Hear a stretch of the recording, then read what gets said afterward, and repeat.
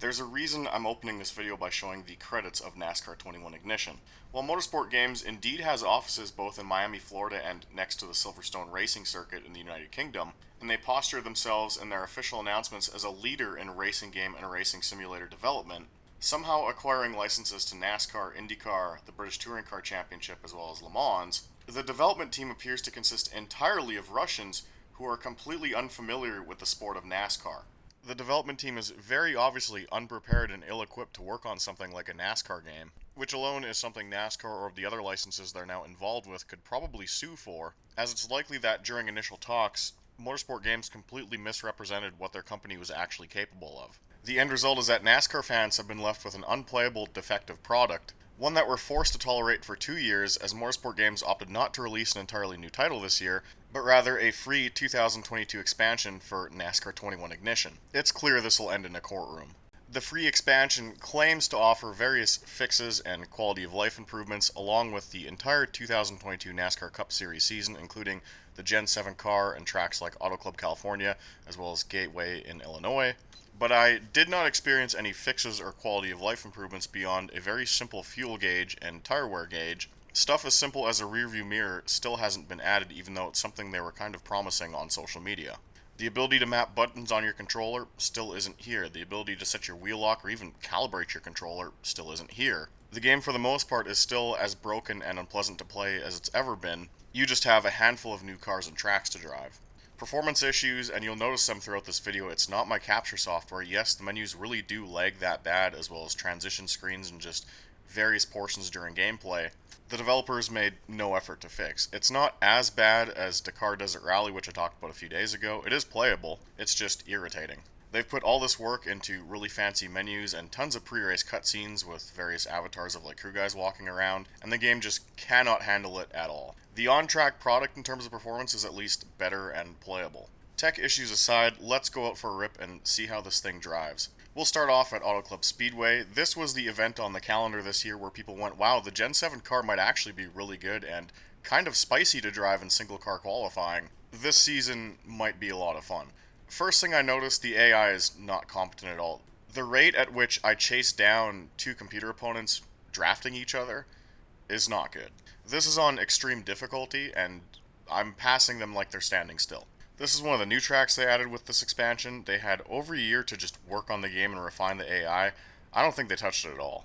I understand that the company is rapidly losing money. I understand that their quarterly investor calls are arguably more entertaining to listen to than playing their actual products. But for the time being, you still have people on the payroll. I should not be blowing out the field by 2 seconds per lap in qualifying.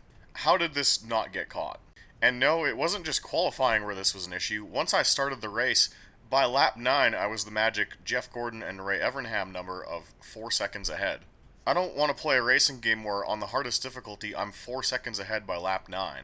Did anybody test this? Does anyone even care?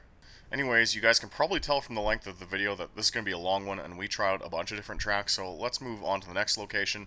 The other new track added for this expansion, Gateway International Raceway. I believe the last time this was in a NASCAR game of any sort as like official content, no iRacing doesn't count, was NASCAR Racing 3 back in 1999. Just over a minute into practice and already there are signs the race is not going to go well. Austin Dillon blows by me on the inside with way more grip than my car has, but somehow doesn't know how to navigate turn 2 and almost smashes into the wall and scrubs off so much speed that I'm just able to pass him. This wasn't a one-time thing. As I got deeper into practice and tried driving around other cars, they all followed the exact same line where they'd get a grip boost going into 1 and then lose the nose coming out of 2 and almost hit the wall.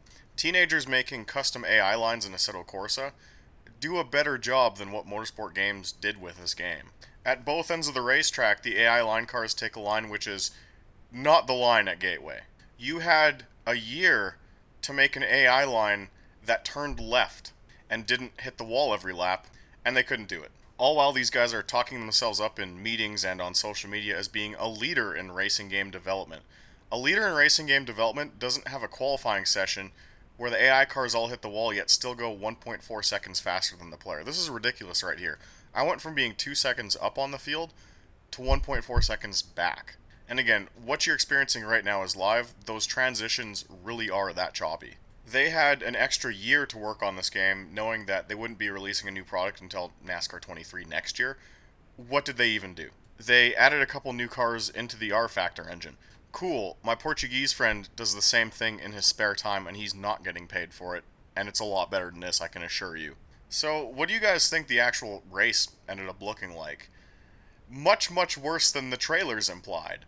This is a slow motion shot of what they showed of Gateway in the 22 expansion trailer. Okay, here's what they strategically cut away from in the same corner. All the AI cars smash into the wall, and we're not actually done yet. This is the warm up to this clip. I click off like 8 to 10 spots because like I'm not stupid, right? Like drive where there aren't any cars. That's easy enough. We can't make it through turn 3. The cars all start wrecking. This is what they ship to customers and charge $60 for, and we're strategically cutting away from in their promotional trailers. You cannot race a gateway in this game. Don't even bother trying. At most, you can load into a practice session and turn a couple of laps against other AI cars that can't even drive the track by themselves without crashing into the wall. It's just pathetic.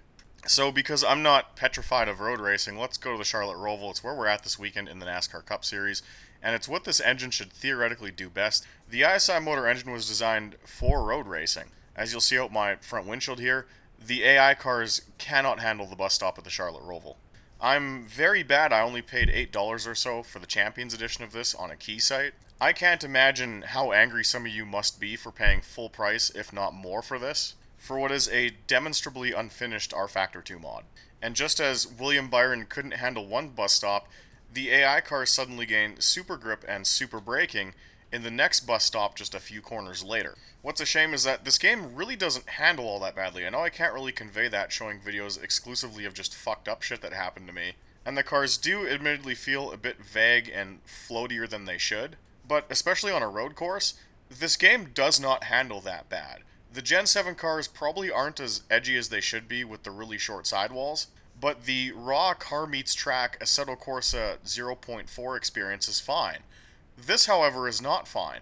At some point, a racing game becomes a lot more than just driving a car around the track, and you actually have to race other people and just do things in the game, and Ignition just falls apart. No matter what you throw at it, no matter if it's a short track, a road course, a speedway, or a super speedway, which we'll get to, don't worry. The actual racing in this game, it's a NASCAR racing game, not Assetto Corsa Chris Harris track day simulator. The racing's defective. It feels like you're playing a broken R Factor mod all the time. And it does broken R Factor mod things like Truex blowing the corner here all the time. Whether it be battling another car in practice or actually trying to run the race or just qualifying, it doesn't work. How am I half a second, 1 second, 2 seconds ahead of the field on the highest difficulty? Did nobody test this and be like, hey, I ran a low 120 around the Roval and the AI can't do that. We should probably fix that. Because driving by yourself miles ahead of the AI cars is actually quite boring. Why did nobody do this? This is not Project Cars 2 where you have 50 tracks on the roster and 171 different types of race cars. You have one type of race car and maybe like 4 road courses and ovals that are piss easy to drive. It's not that hard to figure out, hey, the AI is way off pace compared to me. Hell, just starting a race at the Charlotte road course, look at all the shit that goes wrong. The AI drives off track coming to the green flag. I'm actually lined up in the wrong place. I got the pole for the race. I should be on the inside, not the outside. And Tyler Reddick drives into the wall. How did nobody deem these issues worth fixing? Were they even reported at all by a development team who was completely unfamiliar with NASCAR and likely didn't even know they were issues? Why is NASCAR partnered with a company that doesn't even know how the cars are lined up at the start of the race? Again, even on a road course where this game engine should be at its best, you're 4 seconds ahead of the pack in 2 laps. How did nobody immediately realize that that was a problem and work to fix it? Yeah, I buried plate racing in the middle of the video because it forces all the young kids to watch it and not just click off after Daytona's done. Coming across the stripe at Daytona to finish qualifying, I'm 2.5 tenths ahead of 2nd place and over a second ahead of 12th place. There is never this much disparity in qualifying at Daytona. How did nobody spot this and be like, we should probably fix this? It's mind-blowing that this is what constitutes as a NASCAR game in 2022. This is also pretty mind-blowing right here. I'm directly in Kyle Larson's draft. Do you notice anything weird about this? Why am I not catching him? How do you ship a NASCAR game where the basic physics behind drafting don't work? It takes me an entire straightaway and a whole other corner just to catch up to his bumper and give him a little tap. What's crazy is actual drafting physics in ISI Motor Games work okay. They somehow went backwards with this. And then when you do try and push someone, because that's how NASCAR works, because this game is using a road racing engine, the AI doesn't interpret it as you trying to help them. It starts getting scared and trying to lose you and shake you off their bumper. They'll even do crazy shit like throw themselves on the apron to avoid you, which might wreck both of you if you're not ready for it. The arguably best part of NASCAR games, period, racing on super speedways, is awful. And yes, I'm going to show both super speedways because Talladega does have a slightly different brand of racing than Daytona. And by different brand of racing, I mean they haven't fixed the issue where the AI gives you an entire lane at the top to work with and you can blow by everybody without using the draft. There are three problems at play here. First of all, this engine does not support other AI cars drafting each other. They don't benefit from the effects of the draft like the player car does. So their speed doesn't increase running in a big pack like they should. They've also been given the wrong AI setup and they shift to 5th gear too early, so the engine bogs at 8100 RPM, meaning the players are sitting in the draft gear while not actually benefiting from the effects of the draft, so they're just bogging the engine down and not making use of all available power. The player, who is an intelligent and sentient life form, knows this and can just bang the car off the limiter at 9200 RPM in 4th gear and blow by everybody. And lastly, this game has the same issue that R-Factor 2 Oval Racing has introduced almost a decade ago, where the AI don't use all available track space and leave a lane at the top for the player to work with uncontested, and you can pass the entire field just by hanging out the wall in under 2 laps. What should have been the most enjoyable part of the game is instead ruined by weird, janky sim racing shit that has never been fixed in the decade plus it's been a problem, and is why people are still playing games like NASCAR Racing 2003 season, made by a dedicated dev team full of stock car fans, coming up to 20 years after its release. What you're seeing right now is the reason you don't have random Russian web developers working on a NASCAR game. It's not because I'm some sort of bigot or prejudiced. It's because you absolutely need NASCAR nerds to work on a NASCAR game. Otherwise, the intricacies that make NASCAR racing fun don't get modeled and the entire experience falls apart within seconds. And better yet, you have nobody on the development team who knows that this is a problem, knows how to fix it, or can even articulate it in the way I just did. And yet, NASCAR believed Motorsport Games bullshit and partnered with them. And now, these are the guys making the mass market NASCAR game every year. Texas highlights this problem even worse. NASCAR fans know that Texas is a shithole right now, and the Highline has been coated with something called PJ1, which makes it impossible to drive the Highline at Texas because half the track is covered in what's essentially acting as a gigantic oil slick. The random Russians making this game, who obviously don't follow NASCAR because NASCAR competes on a completely different continent, didn't model this, because they probably didn't even know it was a thing. So as a result, not only is the track model and track behavior of Texas completely inaccurate, the AI makes use of a non-existent highline, which, as you can probably guess, half of them smash into the wall just like Gateway. Coupled with the AI grip hacks that they've been given so they can make it around the corner because whereas I have to lift out of the throttle and set the nose, the AI suspiciously doesn't. Yes, there are cars going around the track at Texas, and yes, it vaguely looks like a NASCAR race, but actually playing it is extremely unpleasant and not even remotely authentic to what you see on Sunday. And what's even more despicable is that we live in 2022, there's an abundance of reference material just available for free on YouTube. I'm going to pause the clip right here. How do you not compare this to, say, an onboard shot of Daniel Suarez at Texas and be like, why does our game not look like the real thing? Why is there a giant black patch on the top half of the track? And why is every car running the bottom single file? Why does our game not look like that? Did nobody at any point ask this question? This dev team had free reference material available online, and they weren't even watching the races, bro. Motorsport Games run around telling everyone they're industry leaders in the racing game landscape, but they outsource development of their NASCAR game to a random group of Russians who can't be asked to watch 5 laps of a race and realize basic details of the on-track action are incorrect. Let's go short track racing. Doing some quick laps here at Martinsville Speedway in a practice session. Let's just let someone by us and just follow them. This gets really good. Chase Elliott is going to blow by me here in a second, followed by, I think, the 34 of Michael McDowell, and we're just going to turn some practice laps. And as I said earlier, I don't think this game drives too bad. The short tracks especially, I had fun driving by myself. Again, it's a little floaty, it's not as edgy as it should be, it's not bad. But again, this is not Assetto Corsa 0.3 beta, where AI is going to come sometime the next year. This is a mass market NASCAR game on launch day. Michael McDowell cannot brake for the corner, cannot hug the apex, and nearly hits the wall. Then he does this weird wiggle down the straightaway, and going into 3, misses the braking point, misses the turn-in point, and hits the wall. There's a reason they didn't show a lot of Martinsville footage in their promotional material. This is the worst AI in the entire game. The AI cannot drive in a straight line, they cannot take the corner properly, and they almost hit the wall on exit on both ends of the racetrack. This is not Michael McDowell's driver attributes are bugged or there's a wrong value inserted somewhere. No, this is the AI line for Martinsville. Now, keep in mind, when you make an AI line for an ISI Motor game, all you have to do is press the record button and drive a lap of the track. It really is that simple.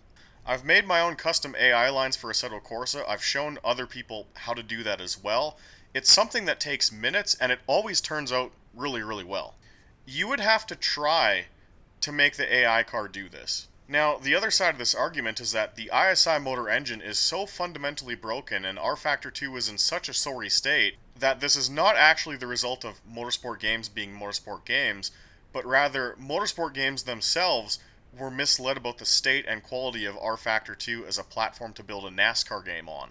As someone with a lot of sim racing experience, while what I'm experiencing, especially here at Martinsville, is nothing short of embarrassing, this to me looks like the exact reason I gave up on rFactor 2 years ago. It's the exact same AI issues. And while yes, Motorsport Games will probably find themselves in some type of legal trouble as footage of this game begins to circulate. God, what the fuck is Eric Jones doing? He's like Saudi drifting on a straightaway. There's an argument to be made that Motorsport Games themselves are also victims here because they were misled about the state of rFactor 2 by those responsible for it. It's entirely likely that they were told by those in the industry as well as rabid rFactor 2 fanboys that building a game on the rFactor 2 platform is a way to establish instant credibility in the scene, not realizing that was all coming from delusional fanboys who have some sort of emotional attachment to rFactor 2, and you can see it in the official rFactor 2 forums. There are people who become defensive beyond parody when you point out how unfinished and broken major elements of rFactor 2 actually are, and you wonder how much of Motorsport Games were influenced by these very one-sided discussions, because to be fair, some of the higher-ups were outsiders when it came to sim racing and just didn't know any better. God, what the fuck did the 23 car just do?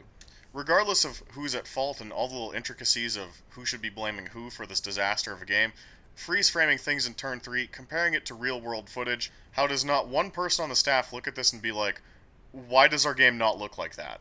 Why do our cars smash into walls where in real life they all run the bottom? We should probably fix that. They had a year and they just didn't. Video is coming to a close. We'll stay with the short tracks for now and go to Richmond. It does give the AI cars a little more room to work with. Richmond has always been my go-to test circuit in any NASCAR game. Martinsville is just way too small to do anything other than the constant acceleration and braking, and Bristol's way too high banked to the point where most of the laps around that place just turn into riding the banking and building momentum. Richmond strikes a nice balance where you can actually feel the car getting out from under you on corner exit and experience what the dynamics of the vehicle are.